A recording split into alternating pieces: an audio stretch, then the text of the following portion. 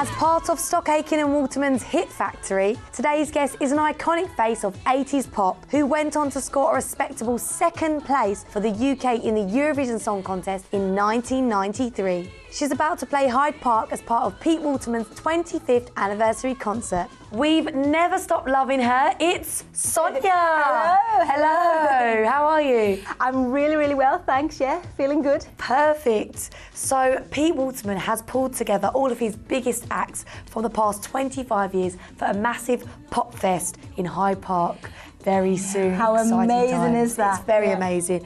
Now, who is on the bill apart from your good self? Oh, everyone's on the bill. We've got Kylie and Jason, we've got Bananarama, Rick Astley, Sunita, Lonnie Gordon. I mean, there's just Steps. How did I forget Steps? Everyone's on there, and it's just going to be a phenomenal party day. A remembrance and memories. The memories, you know, it's just going to be amazing. It's going to bring back loads of memories. Oh, for you. definitely. Yeah. Talking of Kylie and Jason, Kylie has confirmed she's going to be singing especially for you with Jason live for the very first time. In the first time in over 2 decades, which is really exciting. Well, I was talking to Pete Waterman today actually, and they've never actually sang it live together, ever. No So way. this is the first time. This is a real exclusive. Oh yeah. Wow. So it's going to be. It's a special moment. Yes. Wow. I know you're excited to see them. Oh, do you know? Well, back in those days, we all used to get on a bus and travel around together, you know, go to all the big road shows, and the hysteria of the kids screaming and fainting. And so we had such a wonderful time. And so I'm looking forward to seeing everyone again, Yeah. you know. And reliving the good old times. Reliving the good old times and that moment in time Yeah. of being part of a hit factory, because that's what it was, you know, it was hit after hit after hit. Everything they touched literally turned to gold. So it was an amazing, it was like a Motown situation, you know, it really was. Now, Hyde Park is such a massive place for a gig. How excited are you to be performing at Hyde Park? Well, I can't believe it, you know, because when I was first signed to Pete when I was 17, I used to live nearby Hyde Park, and I would walk around all the time, you know, get fresh air and just look at the sights, and never ever did I dream that one day, you know, we're going to have such a massive concert with thousands and thousands and thousands of people. It's just going to be remarkable, and to get us all back together again is amazing. Yeah, definitely. Now, can you tell us which songs you're going to be performing on the night? Well, I've been given a brand new mega mix, which PWL have done especially for me, which is absolutely fantastic. I heard it and I thought, oh my goodness, they've put a new spark, you know, into the song. So they're all linked up, and I'm going to have some fabulous dancers, and it's A glamorous outfit. A glamorous outfit, and it's just going to be amazing, you know, because I was so young at the time. Yeah. I'm just going to feel like a teenager again. Oh. Now, are there any key artists on the bill that you're really looking forward to just catching up with? Or maybe some that you don't really want to see, or it's all love? Well, I'm definitely looking forward. Well, I saw Sunita today. We're very good friends. We've worked together in the past on other things. I'm looking forward to seeing Jason. Jason's a really, really good friend. He's lovely. And Rick Astley. Yeah. I mean, everybody really, you know, Lonnie Gordon, Hazel Dean. I've worked with Hazel a lot. So just catching up with everyone really. And of course, I've got a little girl now.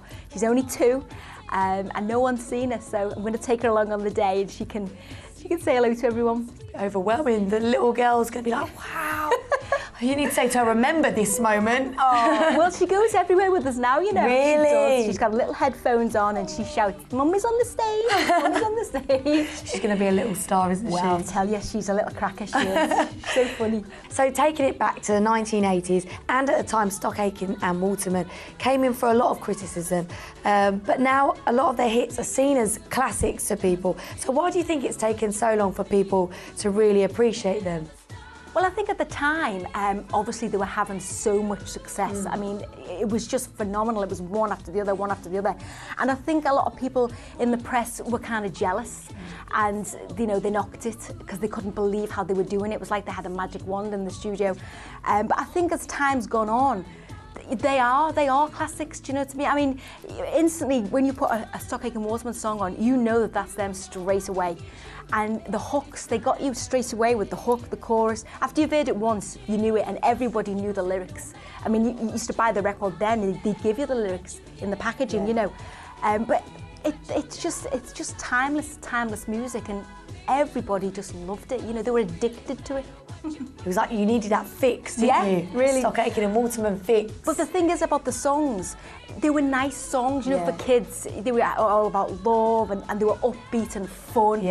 And so the mothers liked the pop stars because they were innocent. Exactly. Do you know what I mean? Yeah, definitely. Now, they are, in actual fact, one of the most successful songwriting and producing partnerships of all time, scoring more than 100 UK hit singles and selling over 40 million worldwide, which is just astounding, yeah.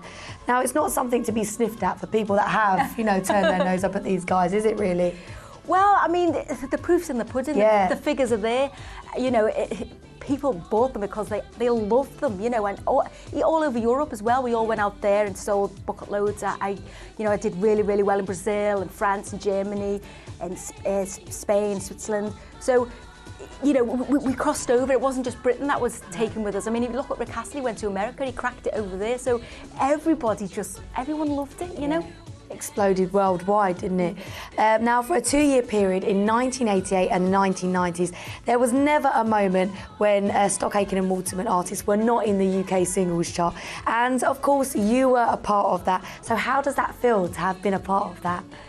Well, it's amazing because being 17 years of age and being signed up to, you know, the biggest pop factory that everyone had ever seen. It was just amazing for me. It was an amazing time. I mean, I used to watch Kylie and Jason on the telly and I think, oh, I want to do that. I want to be, you know, I want to do. And then to be in, you know, singing in the studios, Kylie would walk past and say hello, Jason would walk past, Rick would walk past. And it was like, you know, it was just a dream come true. And to have the songs that they wrote for me, because they wrote for each individual artist, and think, oh my goodness, you know, that's me, that's my song. It was like a dream come true, coming to London, travelling all over the world. It was amazing, absolutely amazing. Now, after not being able to put a foot wrong for so long, things sort of gradually fell apart for the PWL machine in the mid-90s. So what do you think sort of all went wrong for them? Well, I mean, they'd been writing closely for so long. I mean, they barely left the studio, you know. I think they were probably tired, and I mean, I think they'd done their best. They'd reached the peaks that they probably never thought they'd reach themselves. I mean, you look at that Donna Summer album, that was absolutely amazing. Yeah. You know, I was absolutely gobsmacked when I listened to that album, and I just think they'd gone as far as they could go, you know. I mean, they'd had nothing else to prove. They'd done everything they could possibly do, and maybe they just wanted to go off and do their own thing, you know, because they were a team for so long, and also the pressure that creates as well within a team.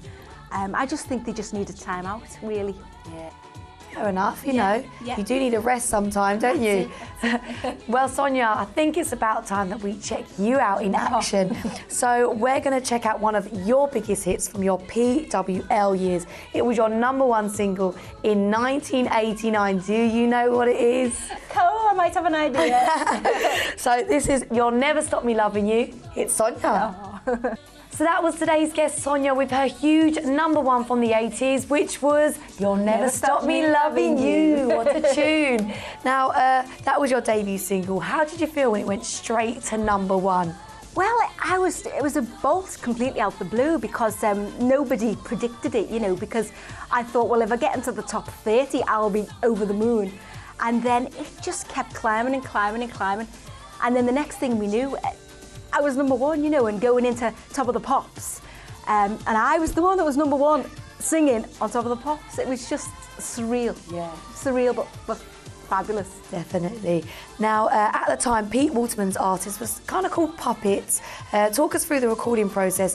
Was it literally like, here's a song, sing it, and that's it, walking out of the studio, going home? Was it sort of that vibe, or no, not really? Well, 9 times out of 10 when you went in to record with Mike, he didn't have anything on paper. He would chat to you and, you know, obviously get your personality and your views, and which is what's generally happening with you at the time. And he used to write for the individual artist. Right, okay. You see, and then So they did take time out, so Oh, if they were writing a record for you, Yes. it was for you. Well, every time I went in, we'd be starting from scratch, and within a couple of hours, he'd more or less written the chorus and getting used to it. I mean, he was a complete and utter genius. It was unbelievable. I mean, I remember the second single, "Can't Forget You." It probably took about an hour and a half, and I can't forget you. It just kept going round and round, and it literally was from scratch with a piece of pen and a paper. Wow, God, that's amazing, isn't it, really? Someone to write such a tune in, like, what, less than 2 hours? And then what would happen then is Pete would come in and oversee and say, change that, don't like that, keep that, change that. And Matt would do all like the sounds, where Mike was like the core songwriter, if you like. Right, okay. Yeah. Wow. Do you ever think that Stock Aitken and Waterman will ever reform and maybe create some more music together? You know, you can never say never, can you? You can't. But I mean, they're all geniuses, and I'm sure if they did get together, you know, they could come up with some more crackers. But who knows? Who knows? You've got the big shows. Maybe when the show's done, yeah, you never know. they'll go back in the studio and do something. Well, they've got all magic, the three of them all together. It's magic, isn't it? Yeah. So would you be interested in working with them again? If they came to you and said, right, how do you think we should, you know, do something again, would you go and do it? Do you know, I'd love to work with them again. I mean, because they're so talented, and you know, 9 times out of 10 they'll come up with something new and now, because that's what we need, something new and now. But yeah, wouldn't that be fab? That'll be good. That So I would- know there's a compilation coming out. Yes. So that's really exciting, but maybe Some new stuff. Yeah. Watch this space. Watch this, fingers crossed. So guys, it's time for a quick break, but make sure you come back and join me and Sonia, because we'll be talking more in just a